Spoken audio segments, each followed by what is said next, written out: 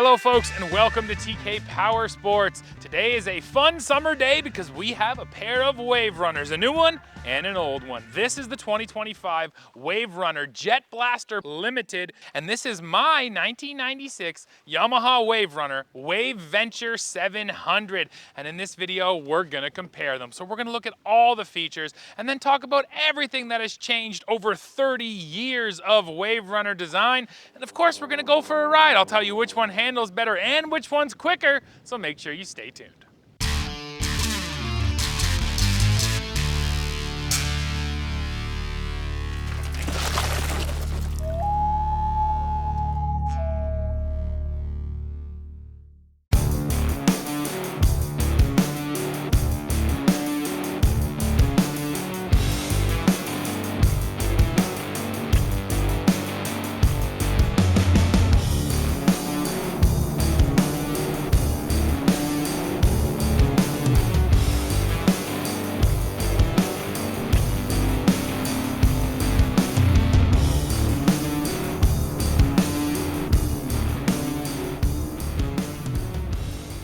First, let me talk you through the models we have here today. JetBlaster is brand new for 2025. This is Yamaha's new entry into the rec light segment. So this is very much the most entry-level Waverunner you can buy. But when you go for the limited trim level, you're getting all the best luxury features. Things like mirrors, a little nose storage up there, a boarding step, anything that Yamaha could tack onto this thing to make it a little bit nicer as a cruiser out there on the water, they have done that. And this is the three-seat model you can see as evidenced by these big handles back here for your passenger.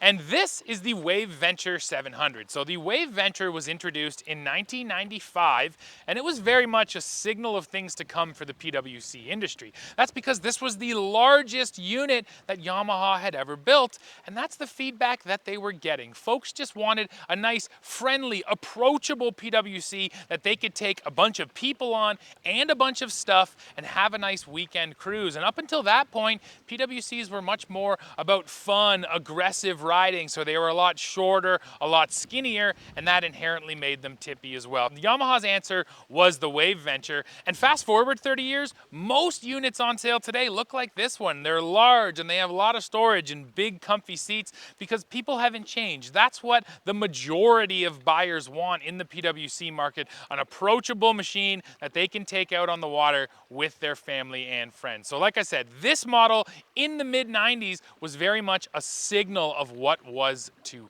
come. Yes, it's definitely a fact that modern PWCs have gotten bigger and they've also gotten heavier, and this comparison proves that. So this WaveVenture 700 is listed with a dry weight at just over 520 pounds. That JetBlaster Limited is listed at just over 590 pounds. And keep in mind, that is the lightest model that Yamaha builds today, and at the time, this was the heaviest model that Yamaha built in the 90s. So that just goes to show you how heavy modern PWCs have gotten. And yes, if you go for one of those bigger Yamaha models, FX Cruiser, VX Cruiser, you're gonna add many more hundreds of pounds. And it's also interesting that this old unit is lighter because it's actually slightly larger than that JetBlaster is too. So yes, the weight factor is definitely gonna play a role in how these ride on the water. And that's definitely one of the downsides of today. We have more complex, arguably more reliable engines, but all of that brings along more weight.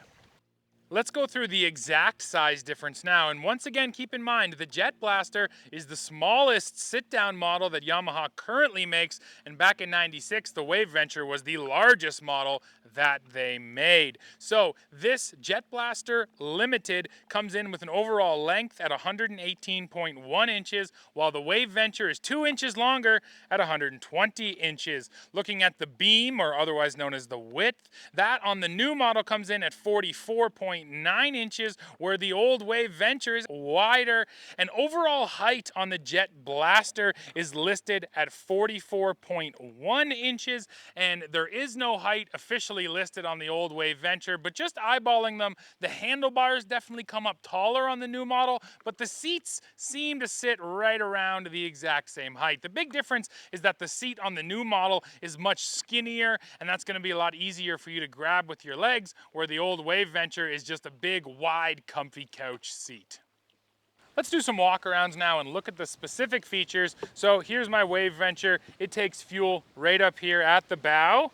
I'll show you the storage, and this is actually a really good amount of storage. And once again, I keep saying this is like most modern PWCs. You get this big nose storage up here because people want to bring stuff with them. If you're heading out for a day on the water, you need a space to stash your stuff. So I love having that much storage. Now, as we roll back, I'll point out I do have mirrors on this model. I appreciate those, especially for, you know, towing people behind you on a tube.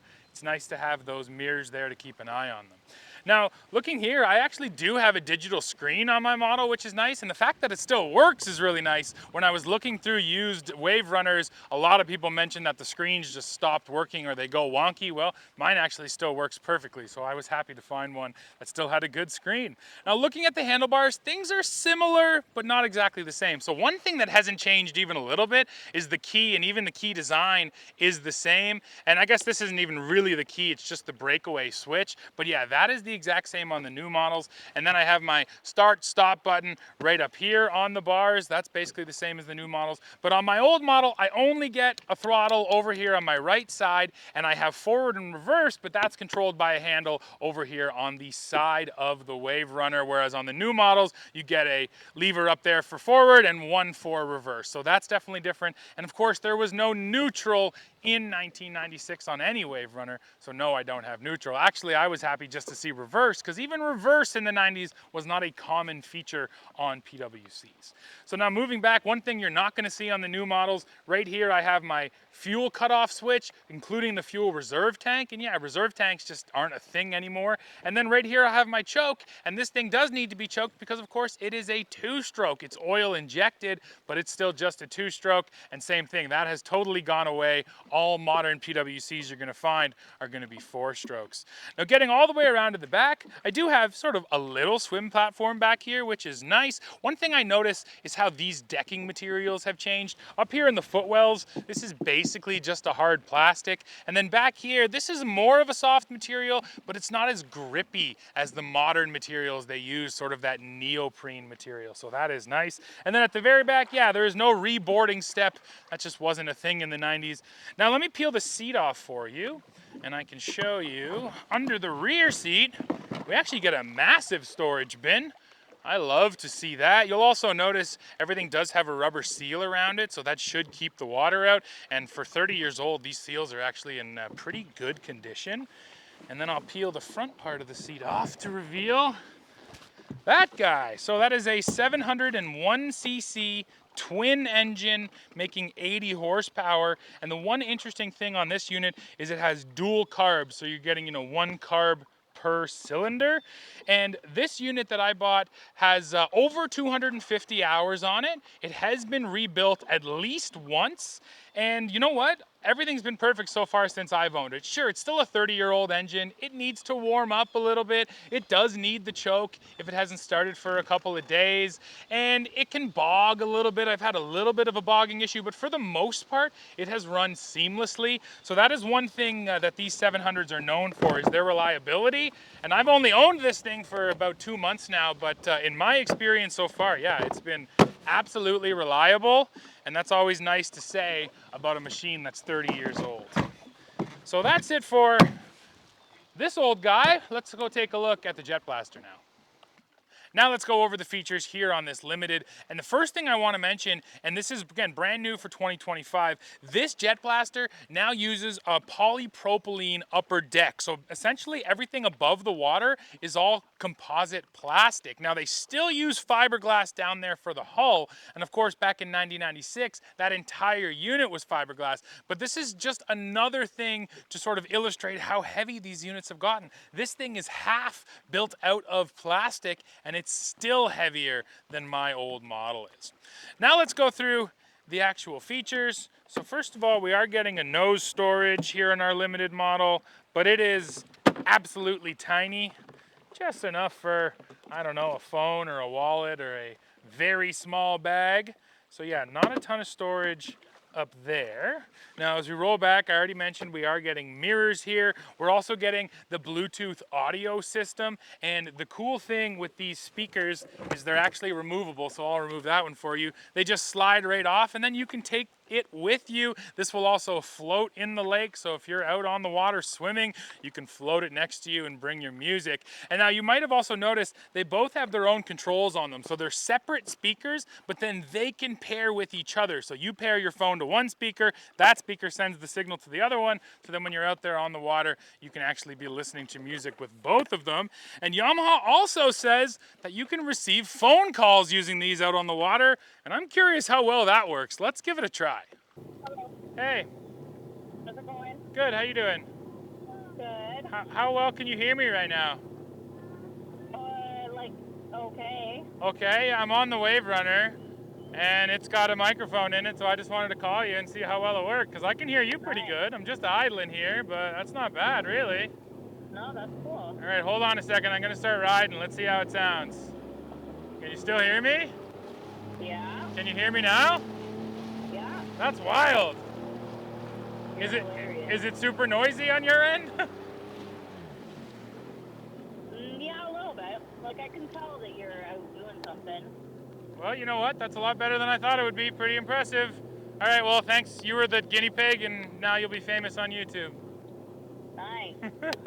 All right, see ya. Let's continue going through the features. So this storage right here has become very standard on PWCs in 2025, kind of between your legs. And it's fairly deep, you know, just beyond my wrist there. This is a great spot to stash your phone, wallet, keys, those important things that you want to keep safe while you're riding. Now, looking at the handlebars, you know, there's some similarities here, like the start-stop button, and I already mentioned this tether breakaway, but there's some new things on this model too. So first of all, again, I have a forward lever and a reverse lever. I don't have that on my 9096. Over here, we have adjustable trim. That also wasn't a thing back then, so nice to have right on the handlebar. And then right here, you can see the button for cruise control and the no wake mode. So yes, these all new modes, which are gonna help you either cruise at speed more comfortably or navigate a no wake zone without needing to work that throttle. So these are just some of the new features that have arrived on modern PWCs that, you know, weren't even a thought back in the 90s. Now, as we roll back, I already mentioned that's a 3-seater, so you're getting this big handle here. And storage, actually, I can't gloss over this storage. So the JetBlaster has a cool pass-through that they've designed into it, but on this model, you actually get these storage bags. So they zip up, and they're quite deep, and the nice thing is because it's a pass-through, you can go right from one side over to the other side. So nice to have big, deep storage bags up there. And then the other storage here is on this stern bag. So this is sort of 3 separate bags. You get the big one at the rear and then a little saddle bag over on each side. So nice to have that storage. I prefer sort of the integrated storage, but still nice to get these bags. And now, why don't we pop this seat off? And I can show you what's going on. So that's a one-piece seat, and like my old model, there's a little bit of storage here. It's just not very big, although I do like that this bin is removable, so if you want to take that with you when it's full of stuff, you can. And that just gives you one more access point to your engine. You can move the fire extinguisher, and there it is. That is the 3-cylinder TR1 engine, so that's just over 1,000 cc's, and this is the high output version of the engine. You get that when you go for the limited model, so this is making 110 horsepower. So yeah, the new model has 30 extra horsepower compared to the old WaveVenture. Now finally, we'll get all the way around to the back. Pretty nice size swim platform, and like I said, I love this modern material they put here. It's soft, so it's forgiving on your feet, but it also is kind of grippy, so you're not going to slip all over the place. And then another thing I like on modern units, the boarding step. Once you go in the water, and inevitably you will end up in the water if you ride these things enough, it's nice to be able to climb back up a little bit easier by using that step right there.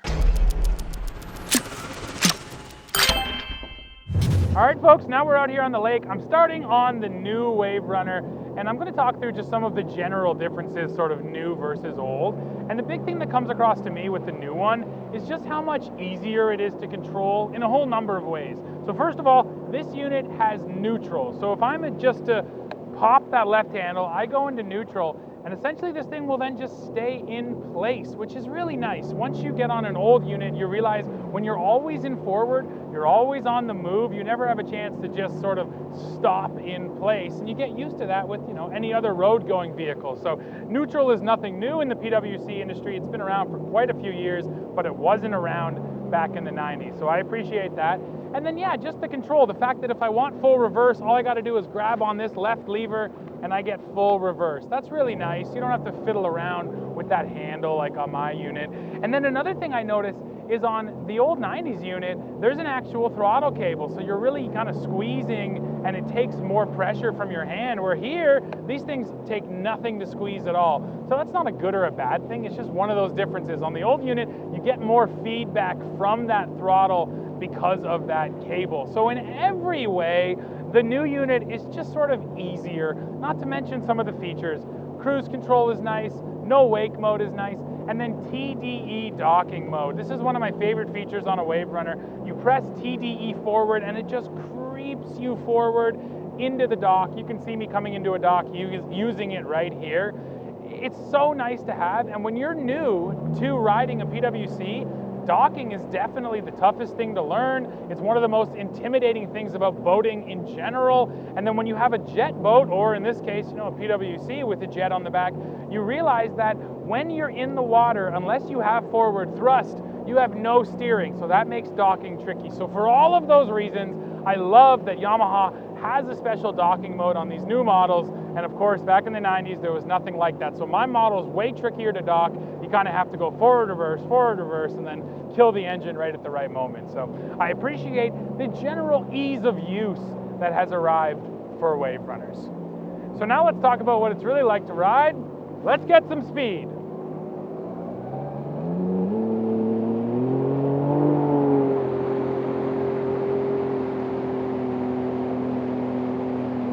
And you guys saw one of the things right there. Getting up onto plane, it takes almost nothing at all. The 110 horsepower here feels excellent, and that's another difference. We did have powerful Waverunners back in the day as well, but even the baseline power that we have now is better than what we used to have. And power just straight up feels good. Now, once you're moving at speed, yeah, then there's not as much of a difference, but getting up and out of the water, this thing jumps out of the water, unlike my old WaveVenture. Now let's talk handling, and this is another massive difference. This new JetBlaster handles really well. I'll just show you a little bit right here.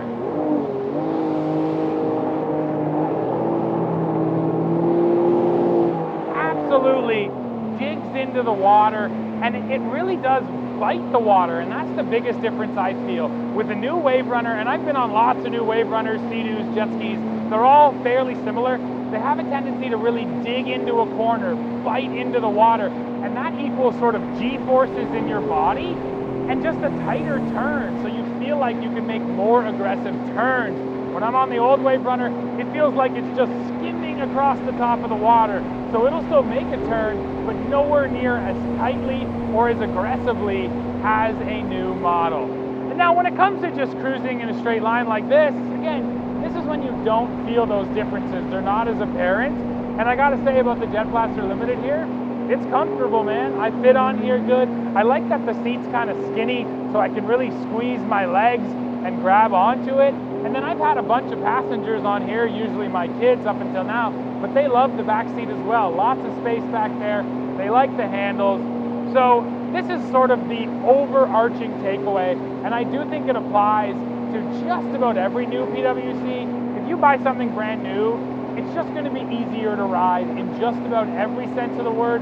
Plus, you're going to get much better handling out of it. And then, you know what, just some of the other modern conveniences I showed you. I could take a phone call, I could have my music blasting, and the screen, I like that I get a screen on my old Waverunner, but this screen just looks way better. It's a color screen, not just the old black and white plain screen. So all of those things make this Waverunner also feel sort of thoroughly modern. But you know what? That's enough on the new JetBlaster. Let's go get the WaveVenture and see how it does. And now everybody, it's WaveVenture time. So the very first thing I noticed getting on here is sort of the seating position And what's interesting to me is that this is super reminiscent of old snowmobiles as well. They all had seats that were really low down, kind of wide and really long. And modern snowmobiles and modern PWCs, the seats have all gotten a lot taller. So here, I'm really sitting down low on the machine, whereas on that new JetBlaster, I feel like I'm up a little bit more. You're in a much more athletic position on a new Waverunner, where this, yeah, feels much more sort of loungy, comfy couches. So I guess that also goes to providing that sort of good handling feeling on a new unit. It's just the seating position, the seat height, and just where your body actually sits. Now, yeah, the fact that this is so wide too, I really can't grab onto it with my thighs. It's just my lower legs, which isn't quite as good. And one thing I absolutely do not like, when this seat gets wet, it actually gets really slippery. So when you're riding hard, if you got a wet seat, you end up sliding back and forth, which is not ideal either. So yeah, a lot of differences just from the way you sit on this unit. Now, just before we take off, I think we should have just a quick talk about used versus new. Now, some of these points might be obvious, but if you're debating, hey, should I get a brand new Waverunner or something old, there's some things you have to consider. First of all, going new, you get a warranty. That's always nice to have, so if you do take that thing home and you have a problem, Yamaha or any other brand, they're going to cover those issues for you. When you buy something 30 years old, you get absolutely no warranty, and once I brought it home, if it blew up the next day, well, that's on me. So there's always a risk when you buy something old, and that's why you always want to know a bit of the backstory. So I'll tell you my backstory, because it's definitely a good one. I actually bought this off of the original owner. The man I bought it from bought this thing brand new in 1996, so it's single owner. That's best case scenario, because then you have one person who can tell you what has gone on with this unit for its entire lifespan. Now, the guy I bought it from too was a mechanic. He was building cars. He had a really nice looking garage,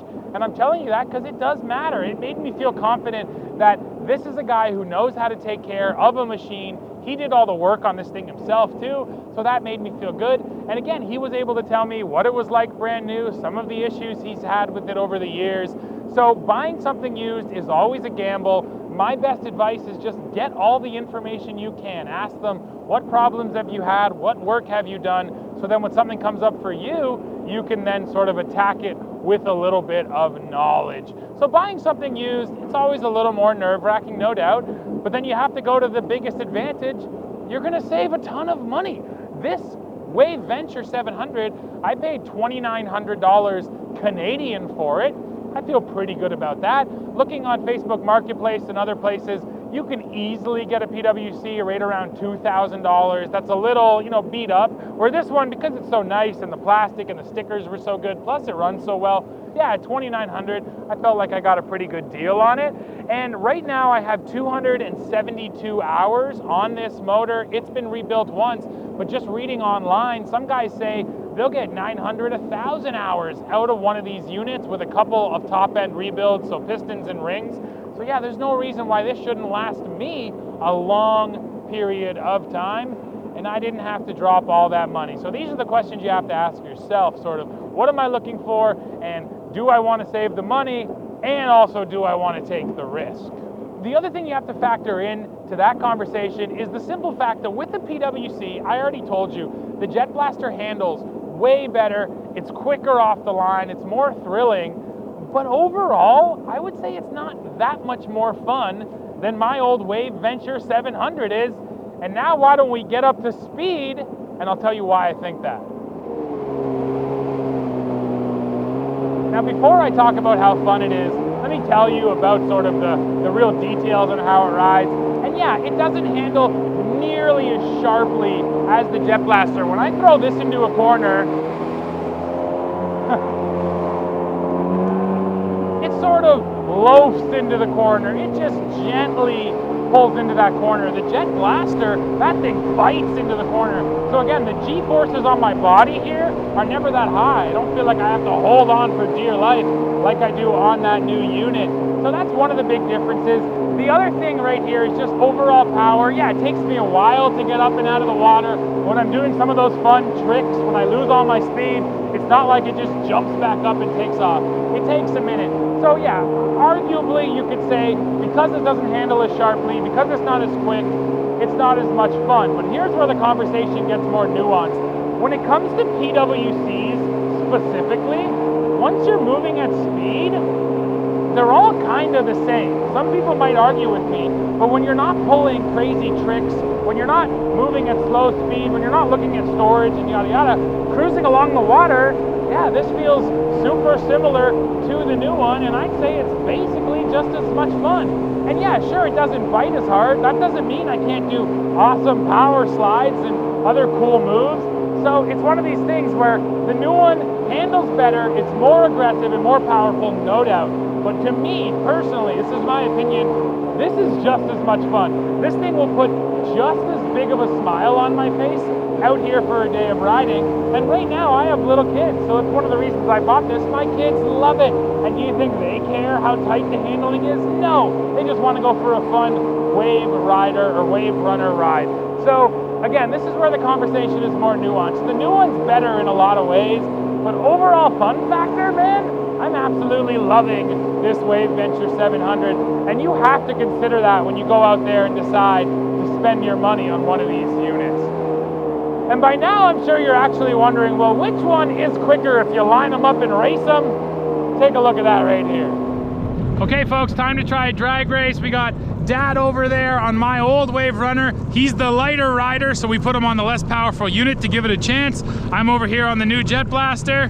We're gonna do our best to start right lined up. Of course, he has no neutral, so we gotta start while moving. And that's right about here. So we're on a flat lake, no one around. Here we go, Dad, on go. 3, 2, 1, go.